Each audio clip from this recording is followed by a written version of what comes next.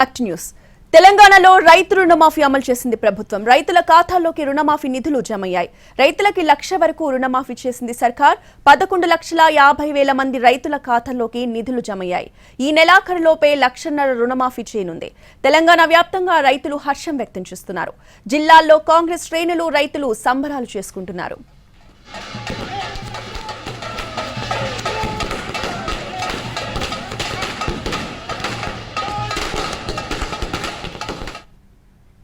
₹2,00,000 పంట రుణాలను మాఫీ చేస్తామని ఎన్నికల వేళ కాంగ్రెస్ హామీ ఇచ్చింది.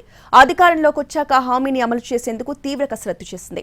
ఆగస్టు 15 లోపు రుణమాఫీ చేస్తామని చెప్తున్న ప్రభుత్వం అనుకున్న సమయానికన్నా ముందుగానే హామీని నెరవేర్చింది. రైతు రుణమాఫీకి విధి విధానాలు రూపొందిస్తూ ఇటీవల జీవో ఇచ్చిన ప్రభుత్వం తొలి విడతగా ఇవాళ ₹1,00,000 వరకు రుణమాఫీ చేసింది.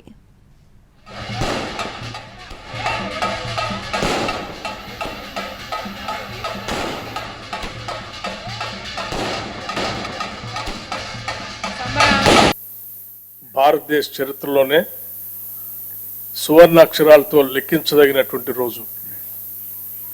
బహుశా భారతదేశ చరిత్రలో ఏ రాష్ట్రంలో కూడా ఒకటేసారి ₹2,00,000 రుణమాఫీ చేసినటువంటి చరిత్ర లేదు. ఈనాటి వరకు కూడా భారతదేశ చరిత్రలోనే సువర్ణాక్షరాలతో లెక్కించదగినటువంటి రోజు.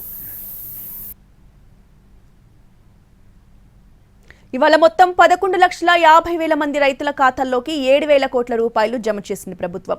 3 విడతల్లో రైతుల ఖాతాల్లో పంట రుణమాఫీ నగదు జమ చేయనుంది.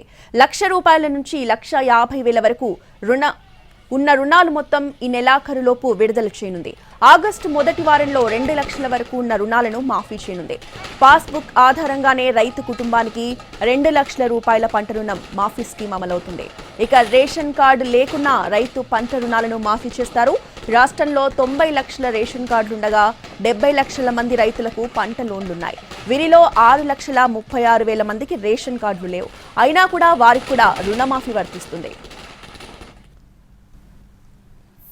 2014లో రైతులకు ₹1,00,000 రుణమాఫీ చేస్తామని హామీ ఇచ్చి అధికారంలోకి వచ్చి 5 సంవత్సరాలైనా 4 విడతల్లో చేస్తామని, అసలు మిత్తి చెల్లిస్తామని ఆ 5 సంవత్సరాలు రైతులను తప్పుదోవ పట్టించి మళ్ళీ 2018 సంవత్సరంలో కూడా అదే విధమైన ₹1,00,000 రుణమాఫీ మాట ఇచ్చి 5 సంవత్సరాలు పూర్తయినా వారు ఆ హామీని నెరవేర్చలేకపోయినారు. 5 సంవత్సరాలలో ఆనాటి ప్రభుత్వం చెల్లించింది ₹12,000 కోట్ల మాత్రమే.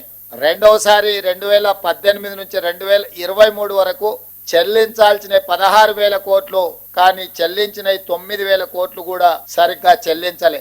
10 సంవత్సరాలు 2 సార్లు ముఖ్యమంత్రిగా బాధ్యత నిర్వహించిన ఆనాటి పెద్దలు 21,000 కోట్ల కూడా పూర్తి స్థాయిలో రైతులకు చెల్లించలేదు. చాలా రైతులైతే చాలా 2,00,000 రుణమాఫీ అంటే ఇక అసలు రైతులు ఒక విధంగా చాలా ఆనందపడుతున్నారు. వాళ్ళు చాలా బాగుంది, మంచి కార్యక్రమం. మీకు లాభం జరిగిందా లేదా? అసలు మీరు రైతు నాకు కూడా 50,000 రుణమాఫీ అయింది. దేశ చరిత్రలో ఇది ప్రధానమైన అంశము. ముఖ్యమంత్రి గారు చేయడం వల్ల రైతులు చాలా హర్షిస్తున్నారు, చాలా సంతోషము.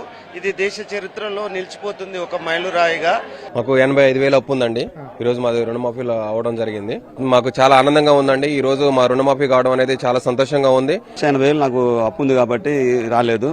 ఈ ₹2,00,000 మాఫీ ఇవ్వడం అనేది చరిత్రలోనే పెద్ద విషయంగా చెప్పుకోవచ్చు అండి. నేను తీసుకున్నటువంటి ₹70,000 అంటే వడ్డీతో కలిపి ₹78,000 అయింది. అది ఈ రోజు రుణమాఫీ చేయడం వల్ల మాకు ఎంతో, నాపై ఉన్న అప్పుల భారాన్ని దించేసి రాష్ట్ర భారం మోపింది. ఎందుకంటే ఈ రైతు బాగుంటేనే దేశం బాగుంటుంది అన్న సంకల్పాన్ని రేవంత్ రెడ్డి గారు విశ్వసించారు. రైతు రుణమాఫీని పక్కాగా అమలు చేయాలని, ఎక్కడా ఎలాంటి లోపాలు లేకుండా చర్యలు తీసుకోవాలని బ్యాంకర్లను ఆదేశించారు డిప్యూటీ సీఎం భట్టి విక్రమార్క. ప్రజాభవన్లో బ్యాంకర్లతో ప్రత్యేక సమావేశం నిర్వహించిన డిప్యూటీ సీఎం భట్టి కీలక సూచనలు చేశారు.